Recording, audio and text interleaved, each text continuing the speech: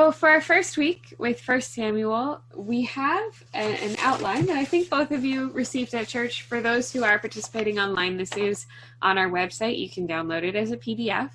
But this outline, it just shares briefly what the book of Samuel is broken down into. And the way that I've broken it down here is into 4 major sections that help us understand the dynamics of the book as a whole and how they relate to other themes that we see in the scripture around it. The first one is looking at priestly failures and a faithful people and comparing the roles of the priests to those of the faithful people who were in Israel, trying to do what was right in the Lord's eyes as opposed to what was right in their own. Then we see the second part of the book shifts into how the kingship of Israel began and how there were failures of the king and the faithful God who compared to the king.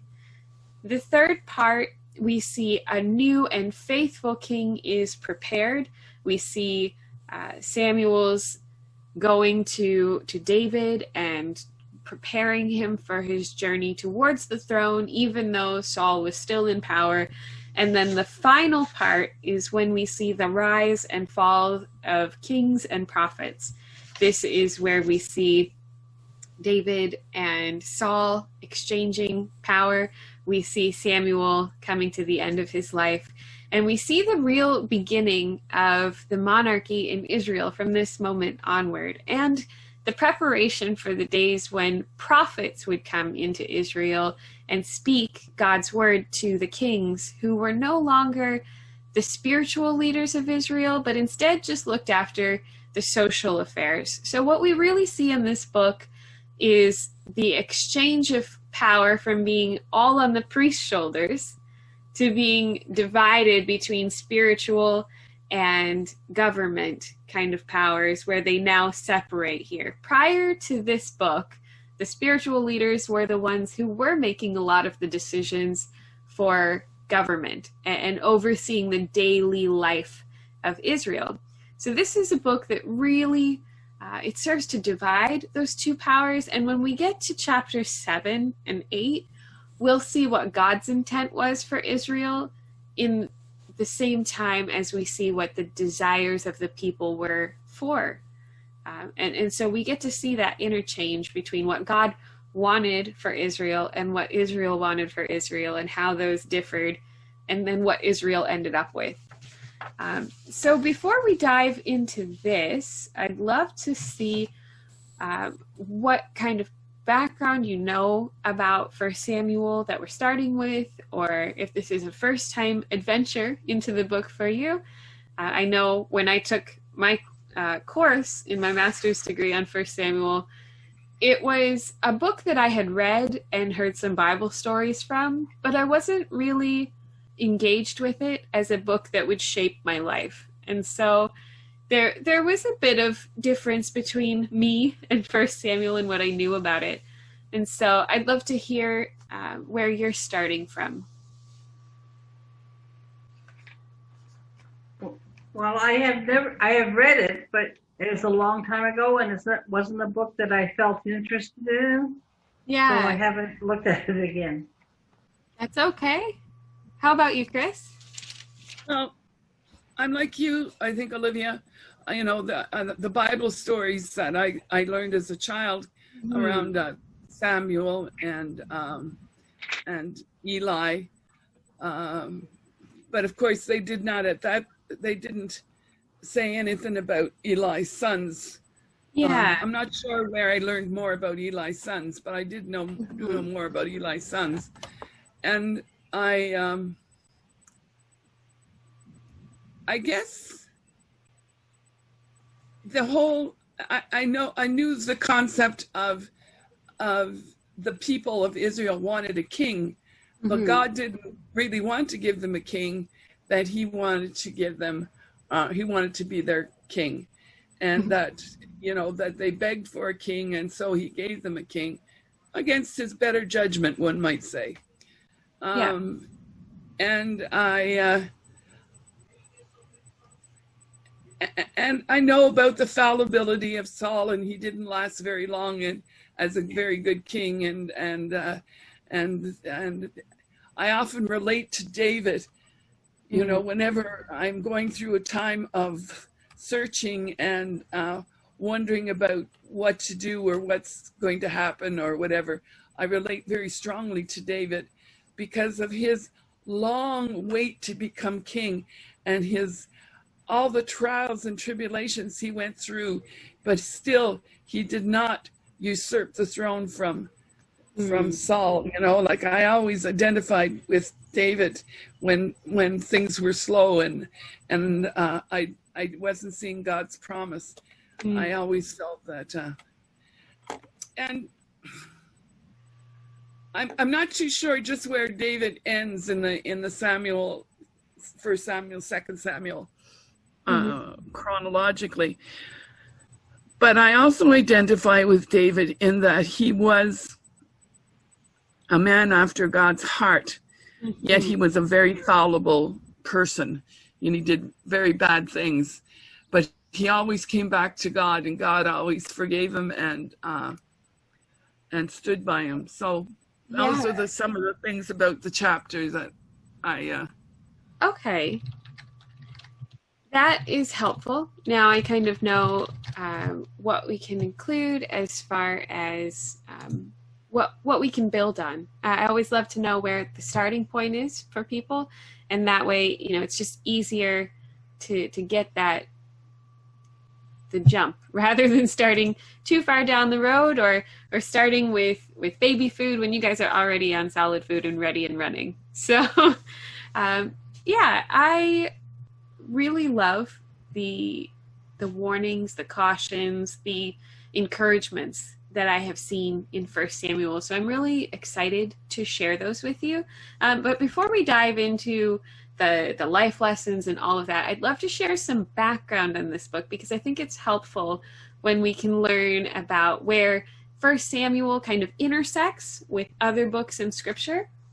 To kind of get an idea, this book and Ruth and Judges were all very similar in when they happened and the timeline in Israel that they were being written during, or at least that the stories took place in. It would be right around 1000, maybe 1020 BCE that we would see these things happening. So about 1,000 years before the birth of Christ that these individuals lived, that their lives were unfolding. And so I think it's really interesting that we see that these timelines are happening around the same time. The book of Judges is one where Israel was trying to figure out their government, trying to figure out how to rule as a nation when they didn't have a king. And so they elected, and God put judges over them, that they would have individuals who would share God's will for his people and lead them during turbulent times. Unfortunately, as we can read in the book of Judges, oftentimes the people of Israel did what was right in their own eyes. And that's a common phrase that we see throughout the book of Judges. The book of Ruth takes place during the book of Judges. Her story is one that ties in very closely with what was happening in Israel. We see how, even though the people of Israel were generally doing what was right in their own eyes instead of what was right in God's eyes, we still see that there were some faithful individuals, even individuals who were not Israelites that were faithful to God, like Ruth, who took on the faith of her mother-in-law and took on the faith of her future husband when she didn't have to. She could have gone home, but instead she was faithful to God, as was Boaz, as was Naomi in their tough situation. Now, at the same time that all of those things were happening, we see the book of 1 Samuel begin. It's a book that begins with some characters that seem a little off at first when we read it at face value, because we enter this book and we find that there's a man and his wife and his other wife And then there's a priest and his two sons who are just not what we would exemplify in priestly behavior. And so we find this pattern of where, when this book begins, the people were so deceived by what was good and what was right and what was godly, that when a woman was genuinely praying in the temple, begging God to help her to have a child, the priest thought she was drunk. They were so deceived by what was genuine, honest prayer and what wasn't, that they mistook a genuine, desperate plea for intoxication. And so I love that the book starts with this picture of what it's like when the perfect storm happens and everybody gets everything wrong, but yet there's still hope in the book for what happens when we are faithful and we still try, even in the midst of failure. And I love that the person who strikes hope in this book at the very start is Hannah, a woman who didn't even have status as such in the Israeli culture at the time because she wasn't yet a mother. And so her childbearing hadn't given her any kind of status yet as a woman in Israeli culture, because at that time they required motherhood to really become a person. So much of your life as a woman in that culture was dependent on your childbearing. And so for her, she was just a failed wife, and so he was taking on a second wife who did produce children for him, and that's this Elkanah, her husband. So we start this book with this crazy story, and then it ends with the desperate pleas of a king who is simply trying to keep his claim on power, and then is buried. And we see David's really coming into power at the end of the book. There's a lot to really soak in with this book. So I will let you know that on our website, I have included some resources for us that will hopefully make our time of studying together a little easier. And I'll just bring those up so that I can tell you the names of them. It will make it a little easier here. There is a picture that shows the layout of the 31 chapters. It talks about who's kind of in power during those times. It lists Eli, Samuel, Saul, David. It shows the big things like Samuel's birth, the idea that Israel's asking for a king, Samuel's death, and then Saul's death at the end of the book. It also has two resources that are up for you to read. It's called A Look at the Priesthood in Israel, and then The Importance of a Mother. So we're going to start to look at some of these insights if we have time tonight. Otherwise, we'll dive into chapters 1 to 6 next week. But I just want to give you a heads up that those resources are available on our website. And I'll make sure to send an email that has that link for you, so that you can see what those resources are and find your way to those. So let's dive in a little bit. I gave you a second handout that it has information on Samuel as a book. So 1 Samuel as a book. We're going to start by just looking at the situation of the book itself. We kind of already talked a little bit about how this book fits in with other Christian scriptures, but we can dive in a little bit more to that. One thing that we can see in this book that's sort of unique from the other collection of the Old Testament, the way that the Christian church looks at the Old Testament versus the way that the Jewish people uphold the Torah and the Pentateuch as a whole, they see this book as separate quite often from the other prophets. They see Samuel as kind of a historical book as opposed to one that can point to Christ. we as Christians, knowing the Messiah, we see this as a book that really points to the future coming king. And so I think you'll even see that in the outline that I gave you, where we see the rise of David, the preparation of a faithful king who is coming, the hope that really exists in this book in the midst of the failures of Saul and of eventually David in 2 Samuel. What we see in terms of how this book plays out with other books, we see this book is written a little bit like a history. It's also kind of a compiled history. So when we say who wrote 1 Samuel, there's no clear indicator. It's not Samuel who wrote the books, despite the name that's attributed to them. It's more likely that these were collected works of stories. What we look at for the Old Testament is generally something known as oral tradition. Now, unlike modern day storytelling, where the fish gets bigger and bigger and bigger every time someone catches a fish or tells the story of their trout adventures, what they did in the Old Testament times was very particular, measured, careful storytelling, because written word was not easily accessible to everyone. And so the storytelling or the oral tradition was a very sacred act. It was something that was treasured.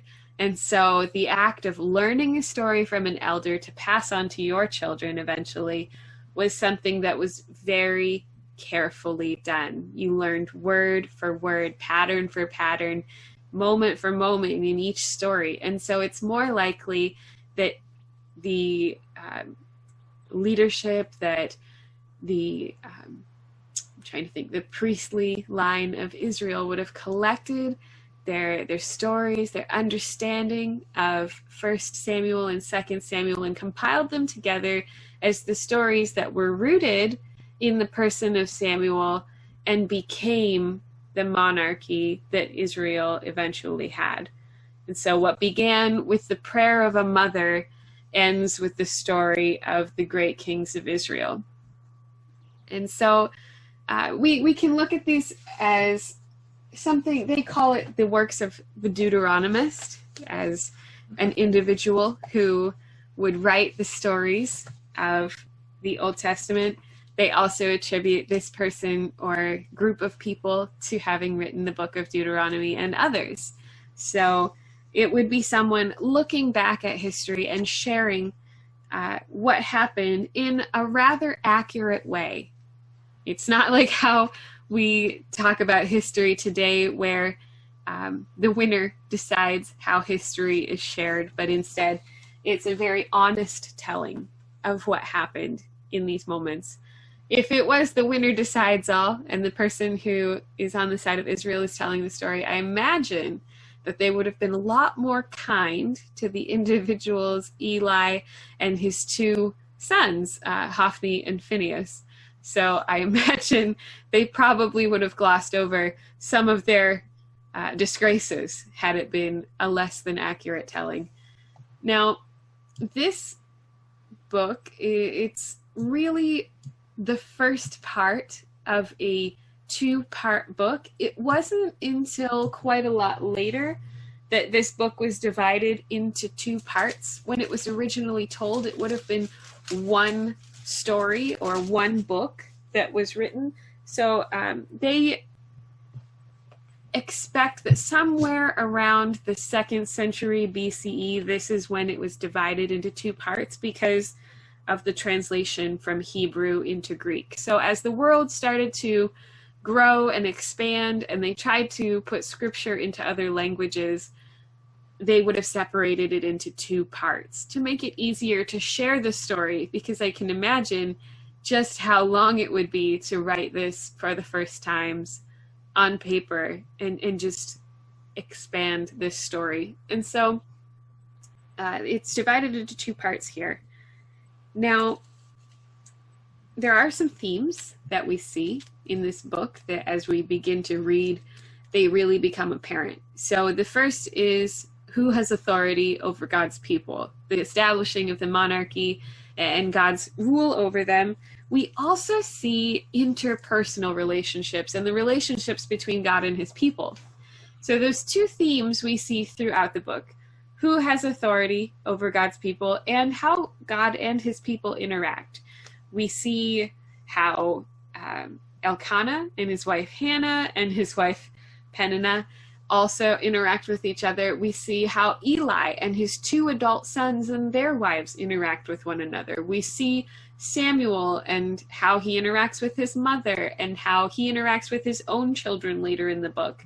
And then how Saul fits into the middle of all of this as kind of a fearful king, someone who maybe didn't want the job he was given. And we'll dig into all of that and how all of it really fits together as a whole. And you will really get the chance to see how these themes unfold. Now, when we read this book separately, we have the chance to see the concerns for the monarchy without the golden age of the monarchy influencing our perspective of it.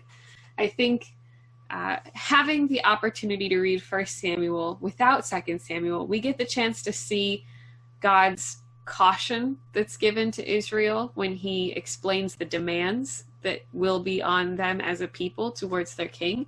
We get the chance to see Samuel's hesitation without seeing it in the context of, but look how amazing King David was, and look how amazing this or that king were.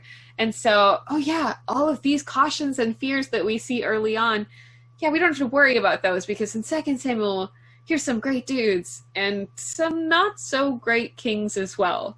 So we can appreciate what it is that God was trying to caution Israel on. As we can see with our modern political leaders, and I won't name names because I'm not going to bait that fight, but I think we can see what God's cautions were for his people. When we divorce government from faith, which, you know, we're in that pattern now, and so I'm not going to say we need to go back to the old way.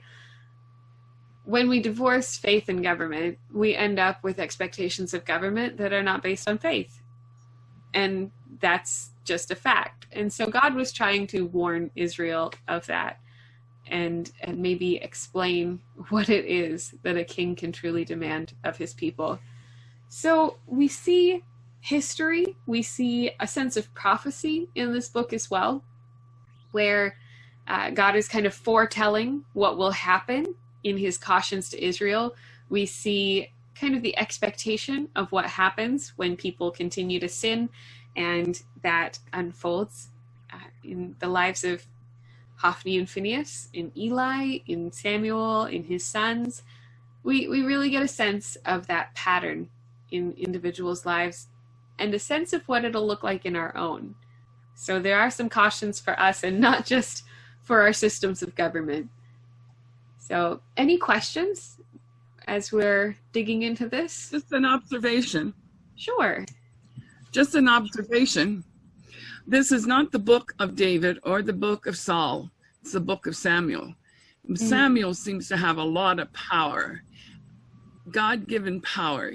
He's not the political leader, but he sure is the guy that's speaking for God and holds a lot of power.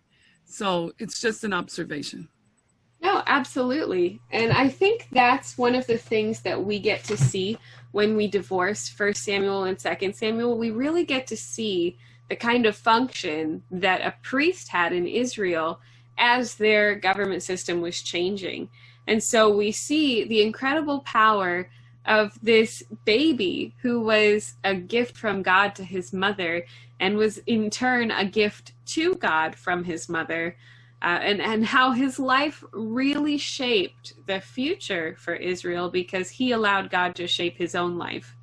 And so it's really something powerful to see how God used this one person to change the future of a nation that would eventually change the future trajectory of our own lives. And so it's really quite something to see just the incredible power that can come from allowing your life to be in tune with God's. So I love that observation, Chris. Thank you. So I will read a quick soundbite from this book. It's called An Introduction to the Old Testament, and it's written by Edward Young. It's an old commentary that I have from my shelf here. Now, he says that the purpose of 1st and 2nd Samuel is to relate the account of the establishment of the monarchy and of Samuel's part therein, since he was both a judge and a prophet. So he connects the period of the judges with the early monarchy. I think that's important that we recognize that Samuel really is that link in the chain between the judges and the monarchy that would come after. So we see that it wasn't just a, oh, hey, let's have a king moment, that there was an individual who was acting on behalf of Israel as a priest in between the judges and the monarchy that would come. But that he also acted in a sense as a prophet. And we do see that in 1 Samuel chapter 3, we really get a sense of that when God speaks to Samuel as a child, and we get that audible experience where he is hearing the word of the Lord and just getting that sense. We also see, so as an interesting note, the gift that is given by Hannah to her child, the robes that she made for him were not the traditional robes for a priest, but instead the types of robes that the prophets of the Old Testament would wear when they would speak to the Lord. And so she was really setting this child up to have this intimate relationship with God and really have the opportunity to connect with God in a way that would serve the nation and serve God as a leader. And so we just really get a sense of what's brewing here in this book, just in the setup here. Chris, you look like you have something to share. Yeah, I think that one of the things about Samuel too, in being gifted to God, he had attributes of a Nazarite. His long hair. He had, but a Nazarite would only be for so many years of his life that he would be a Nazarite. Whereas Samuel, for all his life, from the time he was 3 years old, he was a man of God. It's astonishing. It's amazing that a human being would, be so in tune and so dedicated to the Lord and to the Lord's work. I mean, it's pretty amazing. I just wanted to make that comment. Absolutely. So why don't we dive in, since we have a bit of time here, why don't we dive into the first couple of chapters and let's explore Hannah's plea and the story that we're introduced to in 1 Samuel chapter 1 and 2. We'll get a sense for how this book starts, and then we can see how far we get into this. So as I shared, the book starts with the concerns of a husband and his 2 wives. Nothing really signals that this is an uncommon experience in Israel at the time. In fact, we can learn from history that because people were doing what was right in their own eyes, when a man's wife would not be able to produce children, often they would take a second wife. And so we see the tension that exists in their family and their household because Hannah wasn't able to have children. Peninnah was. And so Peninnah constantly teases this poor woman for not being able to have children. And so we see Elkanah doesn't necessarily change his opinion of Hannah. He still loved her. It seems pretty clear in the first chapter that he still cared for his wife. He made sure to give her a double portion, which is something that wouldn't necessarily be given to a wife. It would be quite a treat to give a secondary portion of sacrifices to someone. It's quite an honor, typically, that they would give to a priest or someone very dear to them. So for a barren wife to receive this kind of care, it's very special. We kind of move through this story and we see that each year Elkanah goes to worship and sacrifice. Now, this in and of itself is not an unfamiliar pattern for Israel. There were rituals and sacrifices and festivals throughout the calendar year where they would go and make sacrifices and worship the Lord. What is something to note is the fact that he's from Ephraim, which is a northern area in Israel, which means that in what would become Samaria, or the divided kingdom that was happening right around the time of Judges, he was someone who was faithful to the Lord, unlike many other in his tribe who instead worshipped at high places and worshipped God in a way that they saw fit. So the rest of the northern kingdom would eventually kind of marry their faith with the other faiths of the area, the Philistines and others, and worship in what they called high places, or kind of wilderness temples that were rather disconnected from the Israelite faith or worship of God. Instead, we see that he stayed faithful to Yahweh here. So it's really quite interesting that he stayed faithful. And so that's something we can make a big note on. We also see that once they had eaten and taken part in the sacrifices, Hannah, instead of going back to where they were staying, she stayed to pray. And so her faith is one that is very dear to her. This is a genuine, honest, it's not a ritual faith like what we could see others being accused of in the Old Testament. This is one that she holds as center to her life. She stays to pray. She's distressed. And at this point, we're introduced to other big characters in the book of 1 Samuel. We see Hophni and Phinehas. We see Eli. We see that Eli is the head priest, if you will. He is sitting there and watches her enter into the sanctuary. He watches her. He mistakes her silent prayers as drunkenness, which makes you wonder what kind of worship existed that when he saw genuine worship, he was confused. We learn a little bit about what the rest of their worship looks like later in chapter 1 and in chapter 2, when we find out that his sons were scoundrels who had no regard for the Lord. And we learn that they engaged in activities with the women who served at the temple that would not be fitting for a priest. And it made the worship that was in God's temple not honest, not genuine, not what God prescribed for his people, but instead more like the worship of the people around them. So Hannah prays her mistaken prayer, the prayer that is mistaken for drunkenness, I should say. And God hears her. God hears her, and when she returns home, she and her husband give birth to a son, call him Samuel, because she asked for him from Yahweh. Now, the meaning of Samuel is from God, or a gift from God. And so the name, again, kind of is Israeli tradition. It matches the type of birth that he had or the future that she hopes for him.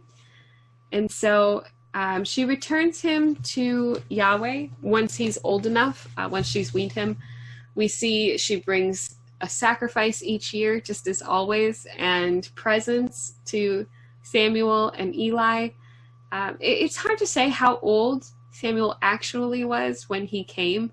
A lot of times we think when they weaned him as being like, well, he would probably be maybe a year, maybe two. He could have been a little bit older than that. In honesty, the word wean is kind of a wide term. It could have been maybe as old as 5 or 6 that she would have had him to teach him and raise him. And then when it was time for him to learn of the Torah, like every other 5-year-old child in Israel, that was the time she took him to the temple for his extensive training and being presented as a gift to God, as a full sacrifice in giving up of her child and giving him to the Lord. And so it could have been an older child by the time that he got to the temple. So it kind of widens the story. She still brings her little robes to the temple for him, and all of that still takes place. And then we see Hannah's song. Now, this is chapter 2, and it's so incredible that this song exists. There's something so amazing. This song mirrors the prayers of dedication that we see in scripture, that we see in tradition. This was her giving the priestly dedication for Samuel. This is one of the only recorded times that we see a woman as the one who dedicates someone to the Lord. Basically, what she's singing here and praying over him is similar to what we do in the Wesleyan Church as prayers over his ordination. This is a full dedication. This is Samuel entering the priesthood, and his mother is the one who is praying that prayer over him. So it's really significant that we see how incredible the work of a single woman in this time was, that her as the barren second wife in terms of her ranking has a child and suddenly takes on the priestly role that the priests were not fulfilling. And so there's a lot of play of what's going on here in terms of the power that a single woman in this time period had, as opposed to the most powerful men in Israel who weren't living up to their expectations as priests. So she's not making God's work invalid in this prayer. She's exalting God. She is praising his work. She is talking about how God has set the pillars of the earth and how he's in control, and his imprint is on every deed. This prayer and this dedication becomes a refrain for the whole book. God will give strength to his king, to his people. This kind of becomes the prayer that speaks over the family story that comes, the whole story of Israel, if you will. And so I asked for him, kind of also parallels what we will see in chapter 7 of, we asked for a king. She asks for God to give her a son, who she eventually gives as a gift back to God. Israel asks for a king and never stops complaining after. Mm-hmm. And so the prayer of a woman becomes the joy of her heart. The begging of Israel becomes the source of their complaints. And God warned them that it would. And so this is what we see as kind of the start of the book. This is the beginning of the whole story of Israel. We get this opportunity to really dig in and start the story here. Sorry, I'm trying not to sneeze. Yeah, do we have any questions or insights?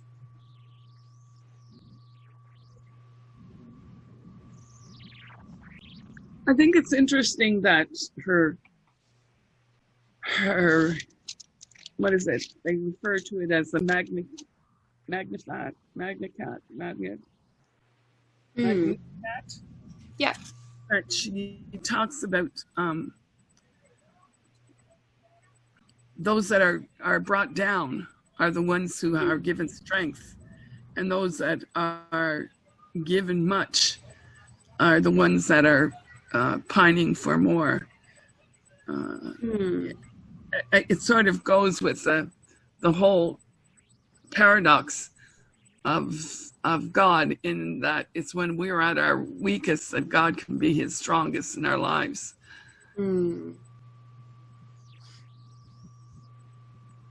Yeah, there's definitely in our class discussions as we dug into this, I can remember one of the students in the class brought up that same section of this passage of her prayer, those who are brought low, that it kind of had this image of Christ in the crucifixion, in the death, in the resurrection, that there was just this hope for a future. Now, I know she probably didn't see any of that when she prayed all of this over Samuel and over Israel in a sense, but there is that sense of future hope in her prayer, that the Lord Most High will thunder in heaven. He will give strength to his king and exalt the power of his anointed. That Israel didn't have a king yet. Samuel would deal with that decades later when the people would ask for a king. But yet here she is praying that he will give strength to his king. And so there's just a sense that her prayer is really one of these moments where the tides are changing in Israel. And the words of one woman from the northern kingdom who just brought her child to serve the Lord, for the opportunity to really shape the future of this nation as much as her child will. So I think she was some kind of woman. Yeah, I think one of the hardest verses for me to read then, but now I can't fathom how difficult this would be. Just before chapter 2, the last verse of chapter 1 ends with, "She left him there for the Lord." I cannot fathom what that would be like, to leave my child there and have him be raised by other people and have him experience all of these things after having prayed for decades for this child. I just can't fathom it, and I don't know how she did this as a mother, knowing that she would see him when she came to make her sacrifices each year. But that's it. It shows her faith. Saying up to her oath to God that she is praying to, saying that she would give him over. Absolutely. Yeah. Yeah, but I think there's this mentality that, I'm so used to seeing people on TV who, they get in a sticky spot or a hard time, they pray and they make these big promises to God, but then when push comes to shove, they don't honor those promises because that's just a really big amount to give. But here's a woman who actually went through with what she asked the Lord and promised the Lord and gave her child back to him. That is a huge thing to do beyond what I think many of us can fathom. I'm so impressed by her faith. Well, even Mary, when she went back for Jesus and when he was in the temple with the elders, she said, why? You make us worry like this, You're right. She was sort of the typical mother. Right. But Hannah had such faith and such trust in God. She had gotten this gift, she gifted him back, and she really trusted that God was going to do good things with his life and was going to protect him. And he did. Even though it was an awful, awful, awful place that she left him in, it all turned out to God's glory. Yeah. I think you bring up when Mary went back to the temple when he was 12 years old. There's another story in scripture where we see he was a grown man who had started his ministry and his miracles. So he was at least a 30-year-old man. And she showed up and was like, Jesus, you need to come home. You're embarrassing your brothers and I. And I just think of that story in light of this. And it's like, Hannah left him there for the Lord. Mary told Jesus, of all people, you need to get home. And so it makes me giggle, but it just shows me the tremendous character that Hannah had as a woman who would have had very little opportunity to worship in the temple, to hear the word of the Lord, how much of an impact what little she was able to receive made on her life, and how big of an impact the people who were in her life had made in terms of helping her walk with her faith. So it's really impressive to me to see her character, to see even Elkanah, her husband, who, although he took a second wife to carry on the family name and all of that, he still loved her very much and cherished her by giving her that double portion, and still honored her wishes in giving his son to the Lord, because he could have put a stop to all of this. He's the head of the household in their culture. He could have said no, but he honored her wishes as well by allowing her to take her child, his son, and drop him off. So there's quite... Sorry, go ahead, Chris. Was there not Elkanah was of the tribe of Ephraim? Yeah. Yeah. But the area that they were in, I think, was one designated for the Levites.